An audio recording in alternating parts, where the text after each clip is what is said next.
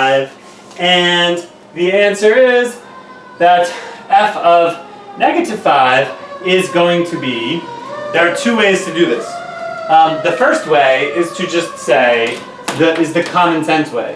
The common sense way is to say, well, I don't really know what f of 5 is, but I do know that if I start at -5 and I add the integral from -5 to 1 of the rate at which this function is changing, then I will get f of 1. Okay, and since I've already lost by making this video over a half an hour, I'll just kind of now explain this carefully maybe.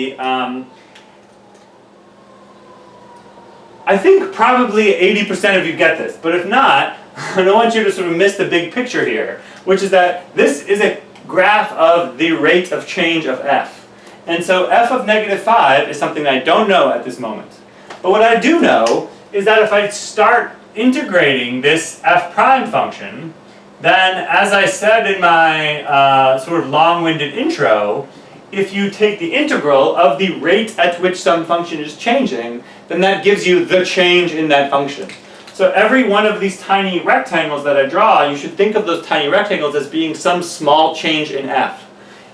Once again, if f prime is a velocity, then each of these rectangles represent a small change in position. But sort of more abstractly, even if I don't know what f and f prime mean, I can tell you that when you multiply the rate at which a function is changing by a change in x, then what you get is a change in big F. Okay, so maybe this is just very clear to everybody, but if I start at -5 and I take the integral from -5 to 1 of f prime, then that's going to give me f of 1.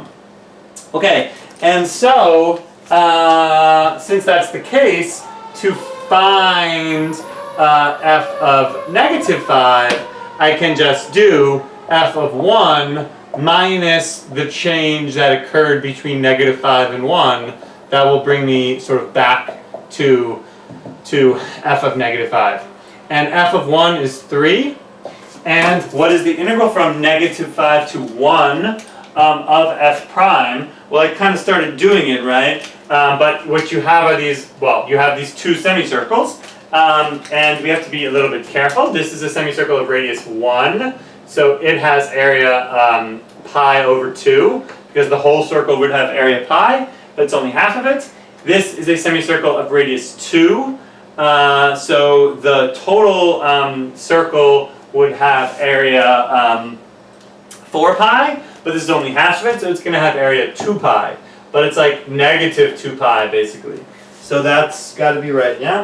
Yeah, so it's like net, So, the answer is that the integral from -5 to 1 is -3 pi over 2. And so, this answer is just 3 plus 3 pi over 2. Okay, and so we have these sort of three answers, right?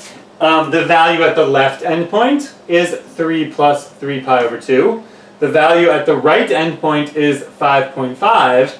And the value at the relative minimum is x equals 1. And so the sort of mindless way to do this is just to compute these three, as we've done, and then to say, well, which one of those is smallest? Answer 3. And so, the final answer to the question is the absolute minimum of f on the interval -5, 5 is 3.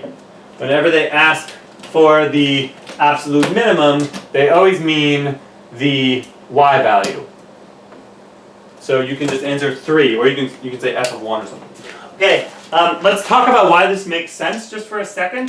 And some people may have just immediately intuited that this was the right answer, sort of course. But hopefully you got something out of hearing, how one sort of explains this intuition. But the intuition is, yeah, of course it's got to be f of 1, because what's happening here? Look, man, we start at -5. Do I know the value of f at this moment? No, I do not. But this is now the informal reasoning, which I feel you should all have in your hearts, but which you should not write on your paper. The informal reasoning is, look, f prime is positive here.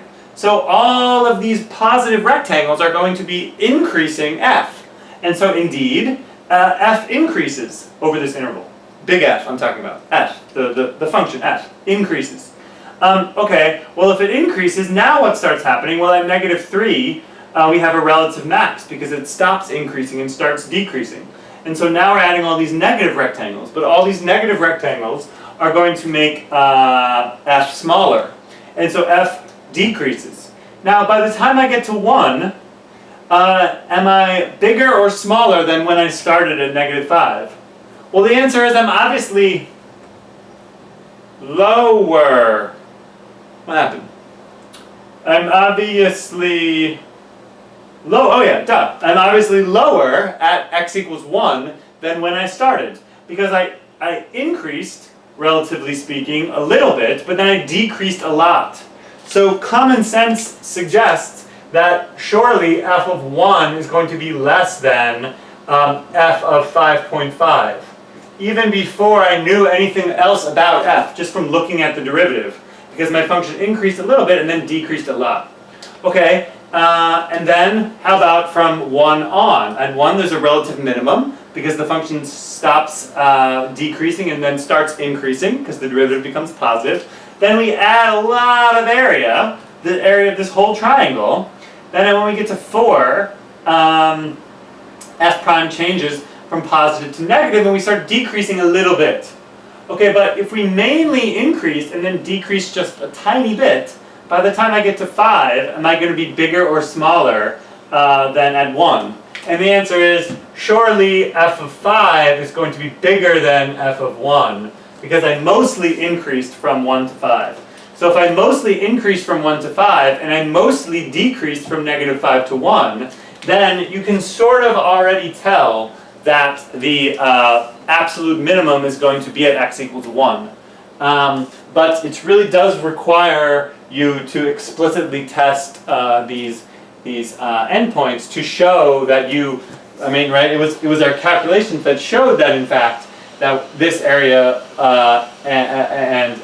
that this interval was negative, and that this interval was positive means I decreased until 1. Overall, I increased after 1, and so it was at x equals 1 that I had my absolute minimum. Okay, I hope you watched this on 2 times speed. This was video was twice as long as it needed to be. This was a very, hopefully, thorough introduction to this topic, which people sometimes do find difficult. There will definitely be a problem like this in the AP exam, and there are 3 more problems in this packet for you to do. Good luck. Goodbye.